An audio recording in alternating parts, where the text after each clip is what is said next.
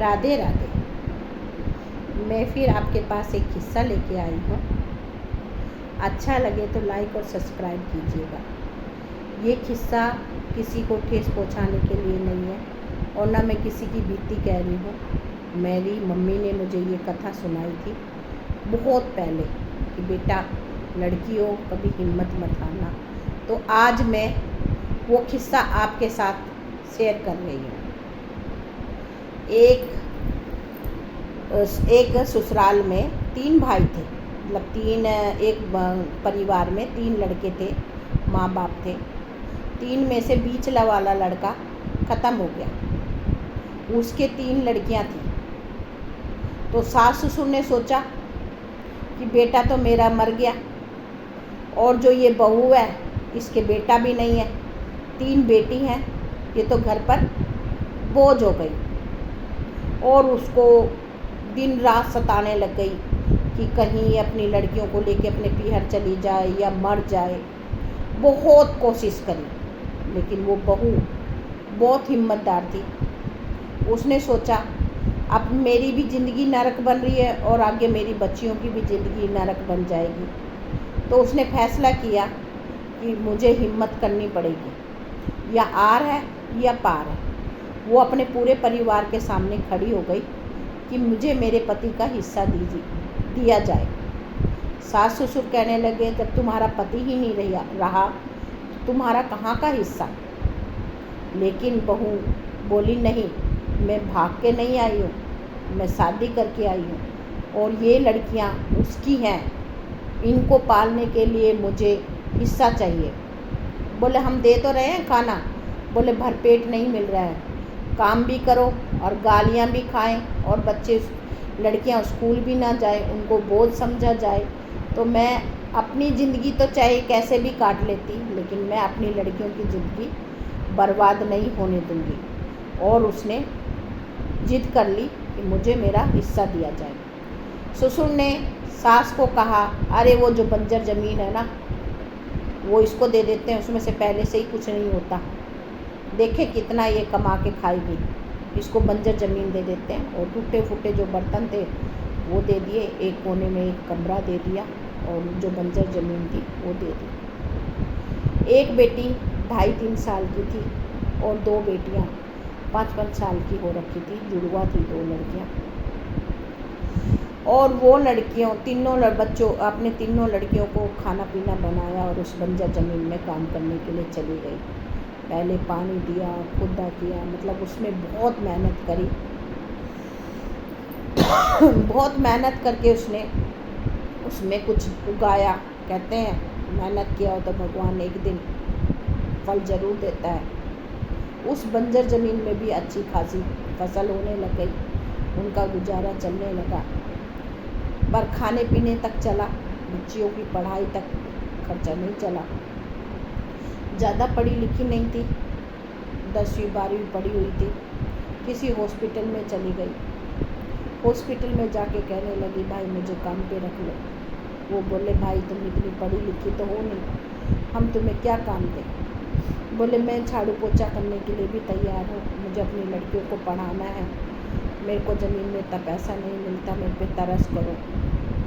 वहाँ के मालिक ने उसको कहा कि ठीक है तुम्हें साफ़ सफाई का काम दिया जाएगा। वो वहाँ पर रहने लगी और अपनी लड़कियों को अच्छे स्कूल में, बहुत अच्छे स्कूल में उसने एडमिशन करा दिया। सास ससुर गाँव वाले उसको ताने सुनाते, देखो ये अपने पति के मरने के बाद कैसे खुले सांड की तरह घूम रही है, लेकिन उसने पीछे मुड़कर नहीं देखा। लोगों के ताने सुनती रही और चलती रही, कभी पीछे मुड़ के नहीं देखा। वो लड़कियों को पालती रही, लड़कियों को ऐसी ट्रेनिंग देने लगी कि बेटा किसी के सामने झुकना मत, बुलंद रहो।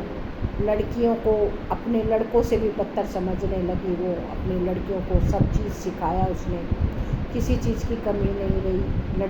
लड़कियों ने भी देखा हमारी माँ ने बहुत मेहनत की और वो एक दिन लड़कियाँ अफसर बन गई। जो सास थी उसका रवैया बिल्कुल चेंज नहीं हुआ।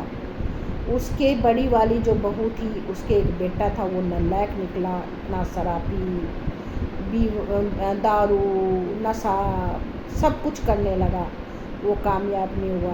बड़ी वाली बहू जो उसकी जिठानी थी, बहू की जो विधवा थी उसकी जिठानी, वो भी उसकी तरफ हो गई कि देखो तुम्हारी लड़कियों को बोझ कहते थे, मेरे तो लड़का था, मेरे लड़के ने तो जो कमा रखा था वो भी डुबो दिया। मेरे से तो भाग्यशाली तुम हो जो तुम्हारे लड़कियां हैं, तुम उनके सपने देख रही हो। मेरा तो जो नालायक था उसने भी जो कमाया था वो भी डुबा दिया। वो भी अपनी दौरानी की तरफ चली गई।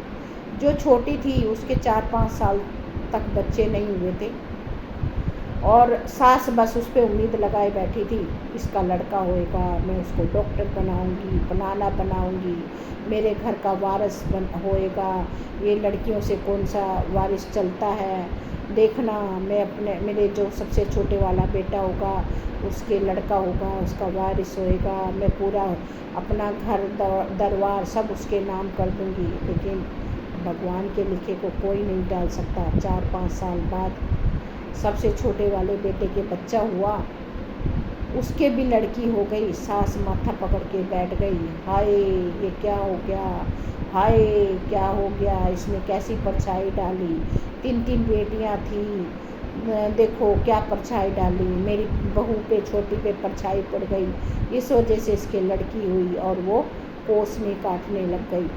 तो जो छोटे वाला बेटा था वो बोलने लगा, माँ देखो मुझे कोसों काटो मत, मेरी बहू को भी मत कोसों काटो, मेरे बड़े दिनों के बाद 5-6 साल में लड़की हुई है, उसको देख के ऐसा मत करो। देखो जब हम सड़क पे चलते हैं तो जो मंजरी भाभी की बेटियां हैं वो पुलिस ऑफिसर है, उनको देख के दुनिया सलूट मारती है और कहती है देखो इसने कितनी मेहनत करी, आज लड़कियों को इसने अफसर बना दिया। भाभी की सारे चारों तरफ वाह है, तो मेरी लड़की को तुम ऐसे मत बोलो, मैं भी अपनी लड़की को पढ़ाऊंगा लिखाऊंगा और एक अफसर बनाऊंगा। लेकिन भाई सास की तो पुरानी सोच थी, वो बोलने लगी नहीं, इस लड़की को मार दो या कहीं फेंक आओ, मुझे लड़की नहीं चाहिए। और दुखी हो गई और चलो कोई नहीं, उसको माँ को शांत करने के लिए वो अपनी बहू को मायके छोड़ आया। एक दिन क्या हुआ, माँ बुढ़िया ही बीमार हो गई, कोई घर में नहीं था और कोई देखने बहाने वाला नहीं था। वो जो लड़कियाँ अफसर बनी थी वो उन्होंने, भाई वो अफसर थी, उनकी हॉस्पिटलों में भी जान पहचान थी, गाड़ियाँ थी, सब कुछ थी, नौकर चाकर थे। भाई दादी को कोई दिखाने नहीं जा रहा था। लड़कियों ने फटाफट उठाया, अपनी दादी का अच्छे हॉस्पिटल में इलाज करवाया और दादी को 10 बार लोग पूछने आए बार बार, माँ जी आपको कोई दिक्कत तो नहीं, माँ जी कोई जब चाहिए तो बताइए। तो उसने देखा, अरे यार मेरी पोतियों की तो बड़ी चलती है, ये तो बड़ी अफसर है, इनकी तो बहुत पूछ हो रही है। अरे फिर उसने जब गांव में से आई तो गांव के लोग बार बार पूछने आने लगे, माँ जी आप ठीक हो, माँ जी आप ठीक हो। तो वो बोलने लगे, अरे लोग पहले तो क्या क्या बोलने आते थे, आज मेरे घर मेरा हालचाल पूछने आ रहे हैं। पहले इन्हीं बहू और पोतियों के लिए उल्टा सीधा बोलते थे, आज इन्हीं पोती और बहू की इतनी तारीफ कर रहे।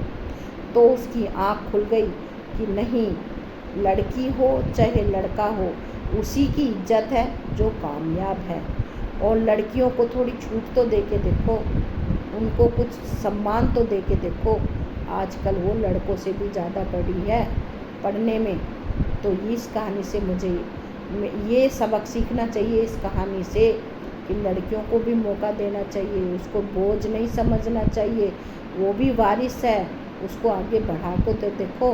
तुम्हारे घर का, तुम्हारे माँ बाप, अपने माँ बाप का, अपने दादी दादा का वो लड़का ही नहीं, लड़की भी नाम रोशन करती है, उनको आगे बढ़ने का मौका दीजिएगा। मेरी इस कहानी से किसी को कुछ अच्छा लगा हो तो मेरी वीडियो को लाइक और सब्सक्राइब कीजिएगा। धन्यवाद। जय हिंद, जय भारत।